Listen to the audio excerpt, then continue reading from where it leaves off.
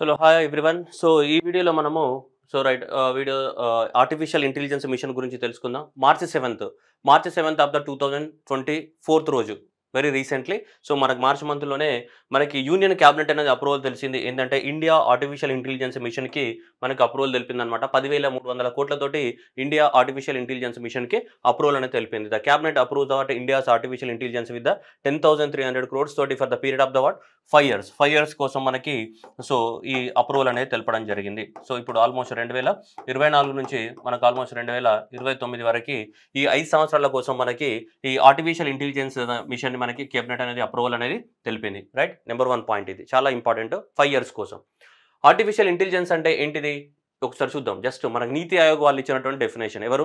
నీతి ఆయోగ్ అనేది artificial intelligence కృత్రిమ మేధస్సుని ఏ విధంగా డిఫైన్ చేసింది అని. ఇది తెలుగు మీడియం వాళ్ళకి నేను లాస్ట్లో తెలుగు మీడియం కూడా చూపిస్తాను. బట్ ఫస్ట్ అయితే ఇంగ్లీష్లో తెలుగులో నేను ఎక్స్ప్లెయిన్ చేస్తాను ఇంగ్లీష్ కంటెంట్ ద్వారా. లాస్ట్కి తెలుగు మీడియం వాళ్ళకి కూడా ఏమంటారో చూపిస్తారు.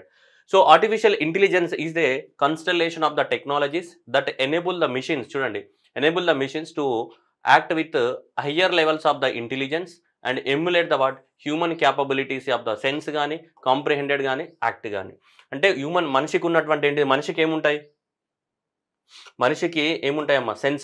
సెన్స్ ఉంటుంది. దాన్ని బట్టి మన బ్రెయిన్లో దాన్ని ప్లాన్ చేసుకుని ఏం చేస్తాం? యాక్ట్ చేస్తాం. దీన్నే హ్యూమన్ ఇంటెలిజెన్స్ అంటాం. ఈ 3 హ్యూమన్ ఇంటెలిజెన్స్ని ఎవరు చేస్తారు? మిషన్ చేస్తారు అనమాట. మిషన్ చేస్తే దాన్ని ఏమంటాం? ఆర్టిఫిషియల్ ఇంటెలిజెన్స్ అంటాం. అంటే మనిషికి ఉన్న ఇంటెలిజెన్స్ని ఎవరు చేస్తారు? మిషన్స్ చేస్తాయి. అంటే మనిషికి ఉన్న ఇంటెలిజెన్స్ ఏంటిది? 3. ఒకటి ఏదైనా సెన్స్ చేయడము, దాన్ని బ్రెయిన్లో ఏం చేయడము? కాంప్రిహెండ్ చేయడము, దాని ప్రకారం మనిషి ఏం చేస్తాడు? యాక్ట్ చేసుకుంటాడు. ఇది మనిషికి ఉన్నటువంటి ఇంటెలిజెన్స్. ఈ సెన్సింగ్ కానీ, కాంప్రిహెండింగ్ కానీ, యాక్టింగ్ కానీ ఎవరు చేస్తే? మిషన్స్ చేస్తాయి అనుకోండి. అప్పుడు దాన్ని ఏమంటాం? ఆర్టిఫిషియల్ ఇంటెలిజెన్స్ అంటావు. నువ్వు అనుకుంటావు కదా ఎగ్జామ్కి ప్రిపేర్ అవ్వాలంటే ఏం చేస్తావు? ఫస్ట్ ఎగ్జామ్ గురించి పూర్తిగా తెలుసుకుంటావు. సెన్స్ అదంటే ఏంటిది, వాట్ అని చెప్పి దానికి అనుగుణంగా బ్రెయిన్లో ప్రాసెస్ చేసుకుంటావు. ఏమేమి ప్రిపేర్ అవ్వాలి, ఎలా ప్రిపేర్ అవ్వాలని. దాని ప్రకారం ఏం చేస్తుంటావు? యాక్ట్ చేస్తుంటావు. This is human intelligence. అదే ఈ సెన్సింగ్ కానీ, కాంప్రిహెండెడ్ కానీ, ఈ యాక్టింగ్ కానీ ఎవరు చేస్తే? మిషన్స్ ద్వారా చేస్తే అప్పుడు దాన్ని ఏమంటాం మనం? ఆర్టిఫిషియల్ ఇంటెలిజెన్స్ అని చెప్తుంటాం. సో ఇప్పుడు ఇక్కడ మిషన్స్ ఏం చేస్తాయి చూడండి. మన ఐస్ ఎట్లా ఉన్నాయో ఐస్ లాగానే ఇక్కడ ఏంటిది? కంప్యూటర్ విజన్ కానీ, ఆడియో ప్రాసెసింగ్ ఉంటుంది. మన ఐస్ మన సెన్స్ ఆర్గాన్స్ లాగా. అట్లాగే మన బ్రెయిన్ లాగా ఇక్కడ ఏముంటుంది? Natural language processing, knowledge representation ఉంటుంది మన బ్రెయిన్ లాగా. మనం ఎట్లయితే యాక్టింగ్ చేస్తుంటామో మనకి నర్వ్ సెంటర్స్ ద్వారా, అట్లాగే ఇక్కడ ఏముంటుంది? Machine learning and expert systems ఉంటాయి. సో ఇవన్నీ కూడా ఇవి న్యాచురల్, ఇవి మన బ్రెయిన్లో ఉన్నాయి. ఇవి ఆర్టిఫిషియల్గా తయారు చేస్తాయి అనమాట. సో సెన్స్ లాగా ఇవి యాక్ట్ చేస్తాయి, కాంప్రిహెండెడ్గా ఇవి యాక్ట్ చేస్తాయి, యాక్టింగ్ లాగా ఇవి యాక్ట్ చేస్తాయి అనమాట. సో ఇదంతా కూడా ఏంటిది? Artificial intelligence. ఇదేంటిది? న్యాచురల్ ఇంటెలిజెన్స్, హ్యూమన్ ఇంటెలిజెన్స్ అనమాట. ఇదంతా కూడా న్యాచురల్గా దేవుడు ఇచ్చినటువంటి ఏంటిది? హ్యూమన్ ఇంటెలిజెన్స్ అనమాట. సో ఇలా హ్యూమన్ ఇంటెలిజెన్స్ ప్రకారంగా సెన్సింగ్ కానీ, కాంప్రిహెండెడ్ కానీ, యాక్టింగ్ కానీ ఎవరు చేస్తారు? మిషన్ చేస్తాయి. అలా మిషన్ చేయడానికి కోసం ఏంటి? దీనికి ఎగ్జాంపుల్స్ ఏంటి? ఇవన్నీ కూడా మనుషులు మాట్లాడే స్పీచ్ అనలైటిక్స్ కానీ, కాగ్నిటివ్ రోబోటిక్స్ కానీ, ఇవన్నీ కూడా పెద్ద ఇదనమాట మనకి. ఓకేనా? Right. Okay, next one. So union cabinet అనేది మనకేంటిది? ఇండియా ఆర్టిఫిషియల్ ఇంటెలిజెన్స్ మిషన్ని అప్రూవల్ అనేది తెలపడం జరిగింది. Over the period of the next 5 years తోటి 10,000 crores తోటి. ఓకే, ఇది ఏ విధంగా ఇంప్లిమెంట్ చేస్తాం? పబ్లిక్ ప్రైవేట్ అంటే ప్రైవేట్ ఇన్స్టిట్యూషన్ సహాయంతో దీన్ని ఇంప్లిమెంట్ చేయడం అనేది జరుగుతుంది. పబ్లిక్ అండ్ ప్రైవేట్ పార్ట్నర్షిప్ తోటి. ఓకేనా?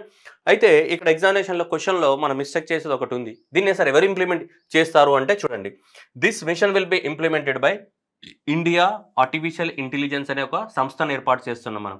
సంస్థ పేరు ఏంటిది? India artificial intelligence. సో కాబట్టి India artificial intelligence is a award ఏంటిది? అక్కడ independent business division. It is a independent business division under the digital India corporation. దేని కింద? Digital India corporation. So digital India corporation కింద ఇది ఏంటిదంటే మనకి independent business division. Okay, digital India corporation కింద దీన్ని ఎస్టాబ్లిష్మెంట్ చేస్తున్నాం. దీన్ని ఇండియా ఆర్టిఫిషియల్ ఇంటెలిజెన్స్ అనే ఒక ఆర్గనైజేషన్ని ఎస్టాబ్లిష్మెంట్ చేస్తున్నాము. ఈ ఇండియా ఆర్టిఫిషియల్ ఇంటెలిజెన్స్ అనే ఆర్గనైజేషన్ మనకి ఇప్పుడు ఈ మిషన్ ఇంప్లిమెంట్ చేస్తారు అనమాట. దీనికి నోడల్ ఏజెన్సీ. ఈ మిషన్ మొత్తం కూడా ఇంప్లిమెంట్ చేసేది ఎవరంటే ఇండియా ఆర్టిఫిషియల్ ఇంటెలిజెన్స్ ఎవరైతే ఉన్నారో వాళ్ళు. సో ఈ ఇండియా ఆర్టిఫిషియల్ ఇంటెలిజెన్స్ ఎవరి కింద పనిచేస్తుంది? డిజిటల్ ఇండియా కార్పొరేషన్ కింద పనిచేస్తుంది. సో ఈ ఇండియా ఆర్టిఫిషియల్ ఇంటెలిజెన్స్ వాళ్ళు దీన్ని మొత్తం టేకప్ చేయడం అనేది జరుగుతుంది. ఓకేనా? రైట్. నెక్స్ట్ దీంట్లో 7 పిల్లర్స్ ఉన్నాయి మనకి. 7 పిల్లర్స్ ఉన్నాయి. 7 కాంపోనెంట్స్, పిల్లర్స్ అనకుండా 7 కాంపోనెంట్స్ అనేవి మనకి ఉన్నాయి. ఇండియా ఆర్టిఫిషియల్ ఇంటెలిజెన్స్ మిషన్ ఏదైతే ఉందో సో ఈ ఇండియా ఆర్టిఫిషియల్ ఇంటెలిజెన్స్ మిషన్లో ఏమైనా మనకి 7 కాంపోనెంట్స్ ఉన్నాయి. ఫస్ట్ వన్ చూస్తే ఇండియా ఆర్టిఫిషియల్, ఇవన్నిటి కూడా నేను మళ్ళీ చెప్పాను. ఇది ఏఐ అంటే ఏంటి? India artificial intelligence, India artificial intelligence, India artificial అన్నిటికంటే ఆర్టిఫిషియల్ ఇంటెలిజెన్సే. సరే అది పక్కన పెట్టేస్తే మనకు మిగతా టర్మ్స్ గుర్తుండాలి ఎగ్జామ్ పర్పస్లో. ఏమన్నారు first compute capacity. First component ఏంటిది కంప్యూట్ కెపాసిటీ. సెకండ్ కాంపోనెంట్ ఏంటిది ఇన్నోవేషన్ సెంటర్స్ని ఎస్టాబ్లిష్మెంట్ చేయడం. Third component database platform. Fourth component అంటే అప్లికేషన్ డెవలప్మెంట్. ఫిఫ్త్ ప్లాట్ఫామ్ వచ్చేసి ఫ్యూచర్ స్కిల్స్. సిక్స్త్ వచ్చేసి మనకి స్టార్ట్అప్ ఎంటర్ప్రెన్యూర్షిప్ని ప్రమోట్ చేయడం. అండ్ నెక్స్ట్ సెవెంత్ వచ్చేసి safe and the trusted artificial intelligence. Trusted artificial intelligence అని ఇలా 7 కాంపోనెంట్స్ అనేవి ఉన్నాయి దేంట్లో. సో మనకి ఇండియా ఆర్టిఫిషియల్ ఇంటెలిజెన్స్ మిషన్లో. సో కాబట్టి ఎగ్జామినేషన్లో ఇదే అడగవచ్చు, which of the following are the part of the word India's artificial intelligence. So mission ఏదైతే ఉందో దానికి సంబంధించి ఏం కాంపోనెంట్స్ ఉన్నాయని అడగవచ్చు. మనకి కంప్యూటర్ సిస్టమ్ కానీ, ఇన్నోవేషన్ సెంటర్ కానీ, డేటాబేస్ సిస్టమ్ కానీ. ఓకే, సో ఇవి ఫస్ట్ 3. ఆ తర్వాత నెక్స్ట్ ఏంటిది so application development, future skills and startup financing and the safe and the trusted artificial intelligence. వీటి గురించి మాట్లాడదాం ఒక్క నిమిషం తెలుగు వాళ్ళ కోసం.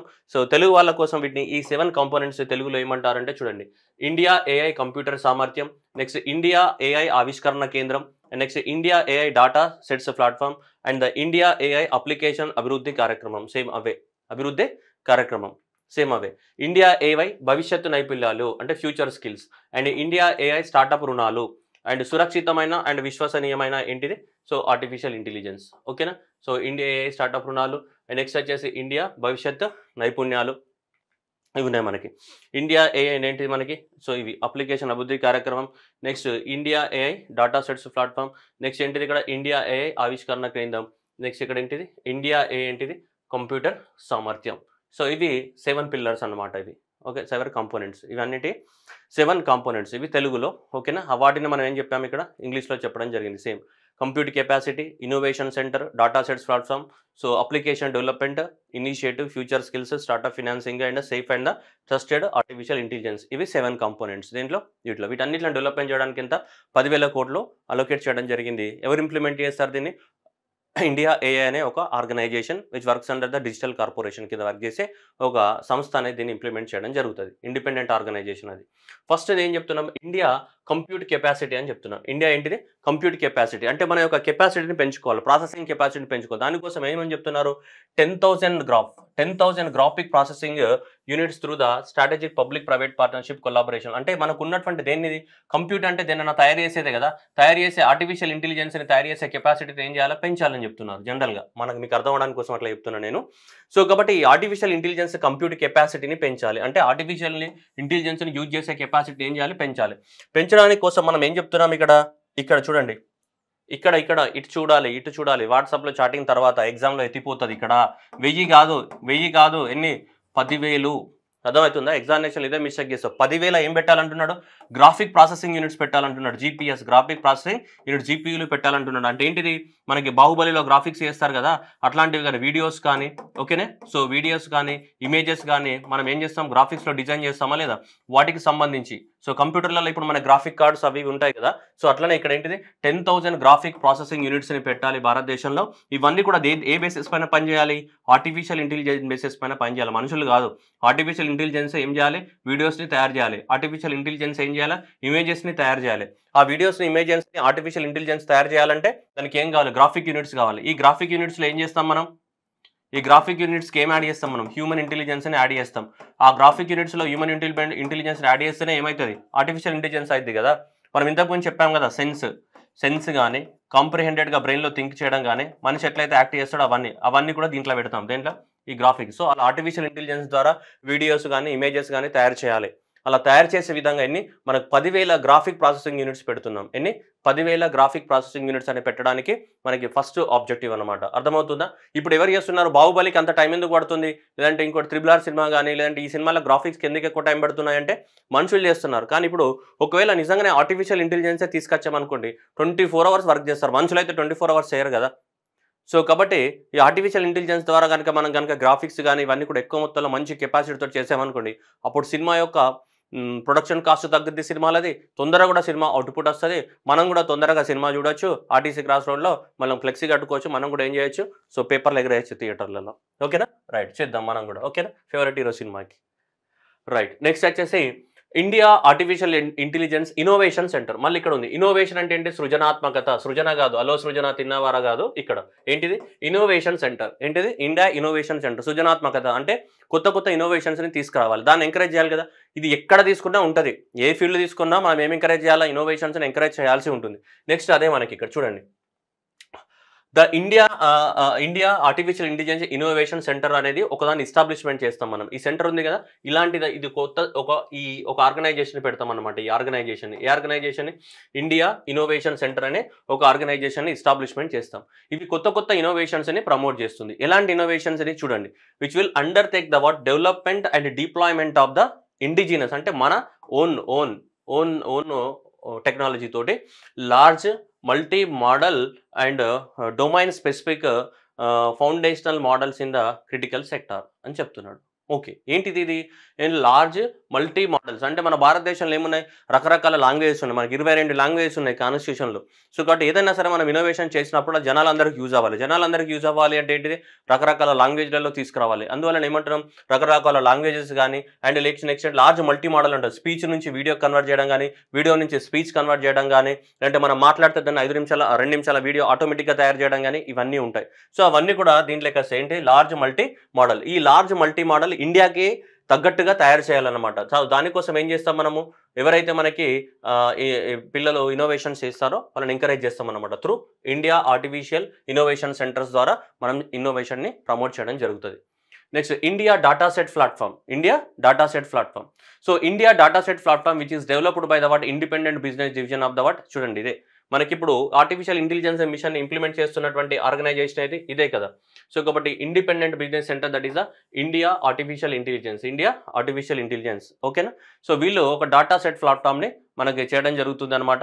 సో ఈ డాటా సెట్ ప్లాట్ఫామ్ అనేది ఏంటిదంటే, సో ఈ ఆర్టిఫిషియల్ ఇంటెలిజెన్స్కి అవసరమైనటువంటి సో ఏవేవి ఉంటాయో అట్లాంటివన్నీ కూడా టు బూస్ట్ ద చూడండి accessibility and quality and utility of the public sector data sets in order to ensure the governance catalysing the artificial intelligence and research. అంటే మనకి రీసెర్చ్కి మనం రీసెర్చ్ చేయాలంటే రీసెర్చ్కి కావాల్సినటువంటి ఏంటిది?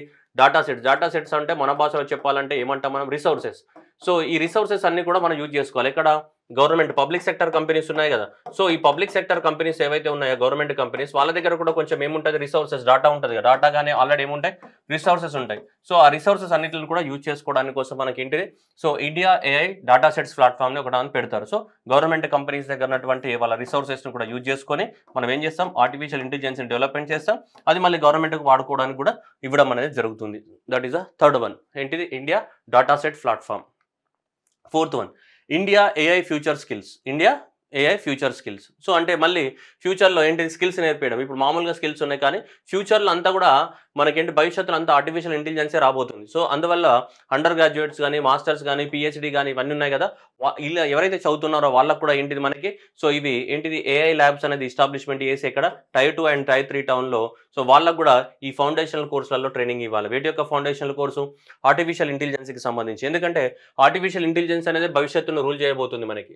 ఇప్పుడు సో భవిష్యత్తు ఏదైతే ఉందో ఈ భవిష్యత్తును అంతా రూల్ చేయబోతుంది. కాబట్టి ఎవరైతే ఇంజనీరింగ్ కానీ వీళ్ళంతా చదువుతున్నారో Tier 2, Tier 3 టౌన్లలో సో ఈ ఆర్టిఫిషియల్ ఇంటెలిజెన్స్ ల్యాబ్స్ అనేటివి పెట్టి వాళ్ళకి ఏం చేయాలి? మనకి ట్రైనింగ్ అనేది ఇవ్వాలి.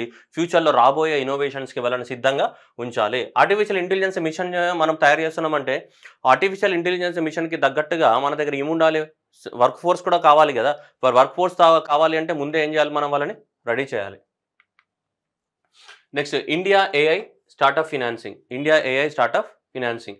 సో ఈ ఫినాన్సింగ్ ఏదైతే 10,300 కోట్లు కేటాయించామో సో దానికోసం ఇది స్టార్టప్ ఫినాన్సింగ్ అనేది చేయడం జరుగుతుంది. సో దాని తర్వాత డీప్ టెక్నాలజీ కానీ, స్టార్టప్స్ కానీ ఇవన్నిటిని కూడా ప్రొవైడ్ చేయడం అనేది జరుగుతుంది. దేని కింద? స్టార్టప్ ఫినాన్సింగ్ కింద.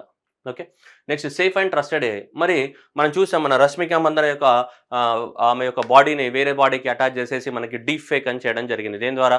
ఆర్టిఫిషియల్ ఇంటెలిజెన్స్ ద్వారా మనకి డీప్ ఫేక్ అని. సో కాబట్టి ఆర్టిఫిషియల్ ఇంటెలిజెన్స్ వల్ల లాభాలు ఎన్ని ఉన్నాయి కూడా, నష్టాలు కూడా అన్నీ ఉన్నాయి. మన వాయిస్ని మిమిక్రీ చేయొచ్చు, మనం మాట్లాడకపోయినా మనం మాట్లాడినట్టు చేయొచ్చు, మేల్ వాయిస్ని ఫీమేల్ లాగా కన్వర్ట్ చేయొచ్చు, లేదంటే మన వాయిస్ లాగా సేమ్ వాయిస్ని తయారు చేయొచ్చు. ఇప్పుడు పొలిటీషియన్స్ వాడుతున్నారు కదా, పొలిటీషియన్స్ ఆ మాట అనకపోయినా కానీ ఆ మాట అన్నట్టుగా సో మనకి ఆర్టిఫిషియల్ ఇంటెలిజెన్స్ ద్వారా తయారు చేసి అటాచ్ చేస్తున్నారు. సో ఇలా నష్టాలు కూడా ఎక్కువగా ఉన్నాయి. సో కాబట్టి మనం ఆర్టిఫిషియల్ ఇంటెలిజెన్స్ ఏదైతే తయారు చేస్తున్నామో దానివల్ల ఏంటిదంటే మనకు ఇవన్నీ కూడా ఉండాలి. ఒకటి ఏంటిది సేఫ్ అండ్ ట్రస్టెడ్ ఆర్టిఫిషియల్ ఇంటెలిజెన్స్‌ని తయారు చేయాలి తప్ప, నువ్వు ఆర్టిఫిషియల్ ఇంటెలిజెన్స్ తయారు చేస్తే దానివల్ల ఏమైతుందంటే మళ్ళా ఎక్కువ మొత్తంలో మిస్‌యూజ్ అవ్వడానికి కూడా ఛాన్సెస్ ఉన్నాయి. సో అందువల్ల సేఫ్ అండ్ ఆర్టిఫిషియల్ అందుకని.